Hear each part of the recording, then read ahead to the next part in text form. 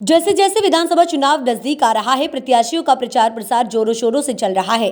कभी प्रशासनिक पद पर रहे अनूपपुर विधानसभा के वर्तमान कांग्रेस प्रत्याशी रमेश सिंह ने राजनीति को सेवा पर बात करते हुए कहा कि मैं प्रशासनिक पद पर रहते हुए भी जनता के कार्यों को पहली प्राथमिकता देता था और अब राजनीति में आने के बाद भी समाज व जनता की मूलभूत सुविधाओं से लेकर समाज हित के लिए अग्रसर रहूंगा।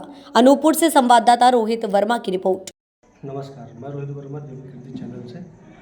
आज हम आपसे मिलाएंगे एक खास व्यक्ति से जो कि अनूपपुर विधानसभा से चुनाव लड़ रहे हैं। उससे पहले कलेक्टर रह चुके हैं, समाज से लेकर सारी चीज़ें कर चुके हैं। आइए उससे बात कराते हैं, मिलते हैं।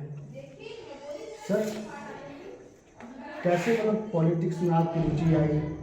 पहले से भी प्रशासनिक पद में आप रहे हैं, कैसे सर इंटरेस्ट जगह आप बताएं कि क्या आप विचार आप लेकर के आए पॉलिटिक्स में, कैसा चुनाव लड़ने के लिए आपके मन में आया? सबसे पहले आपके दर्शकों को मेरी तरफ से, कांग्रेस प्रत्याशी की तरफ से बहुत बहुत नमस्कार है, प्रणाम है। और जैसा आपने पूछा कि क्या ऐसी प्रेरणा रही कि हम राजनीति की ओर मुखातिब हुए, तो इसमें कोई बहुत कॉम्प्लिकेशंस नहीं है।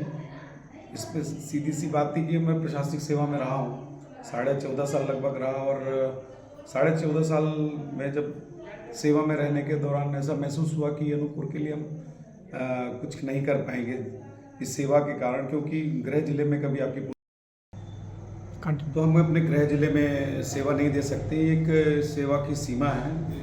तो बार बार ये चीज़ महसूस हो रहा था कि अपने अनूपपुर ज़िले में बहुत विभिन्न विषयों पे काम करने की आवश्यकता है, विभिन्न विभागों में काम करने की आवश्यकता है, जो कि एक ट्राइबल एरिया है।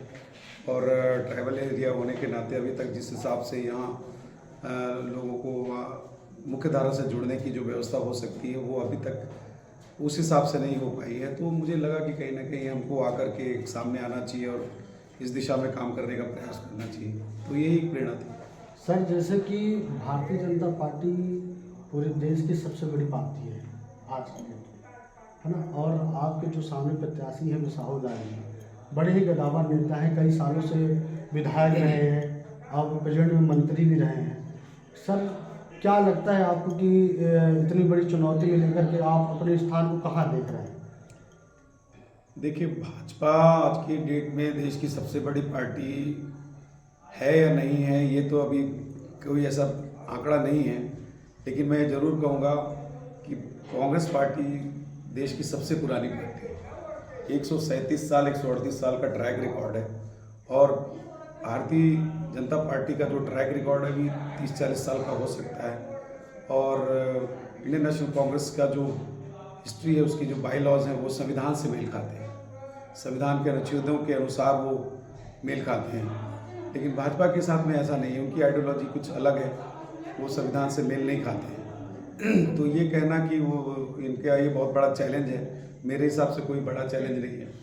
हम अभी कल चकेठी में थे, कल 100 भाजपा के कार्यकर्ताओं ने सदस्यता कांग्रेस के लिए, और जब उनसे हमने बात किया तो उन्होंने कहा कि भाजपा की जो सोच है, आइडियोलॉजी है, वो सीमित है, और जो चीज़ सीमित है वो, और उससे जो बेहतर पार्टी है कांग्रेस की, तो वहाँ पर जाना वो उचित समझ रहे।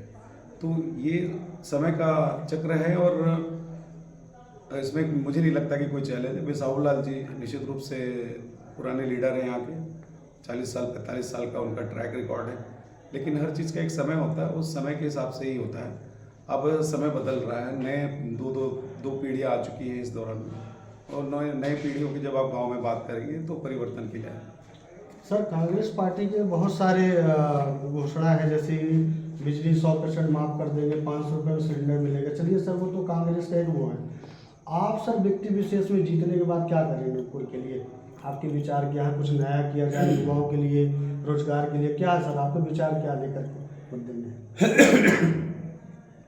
यहाँ पर मुख्य रूप से बेरोजगारी एक मुद्दा है, फिर महंगाई भी है।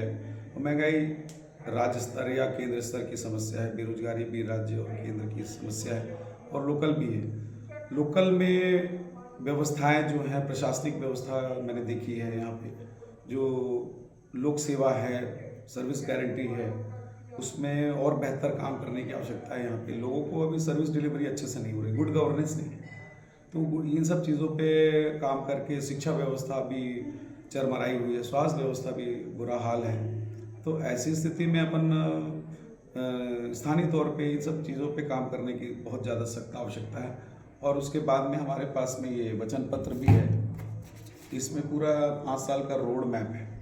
इसमें 59 विषय है, 59 विभाग हैं, जिसमें कमलनाथ जी की सरकार क्या क्या करने वाली है उसके विषय में पूरा उसमें भी पूरा विवरण दिया हुआ है। तो हमारा रोड मैप बड़ा क्लियर है और लोकल इश्यूज़ भी जो हैं वो भी इसमें काउंट करेंगे। चलिए बहुत बहुत धन्यवाद सर आपका। नमस्कार।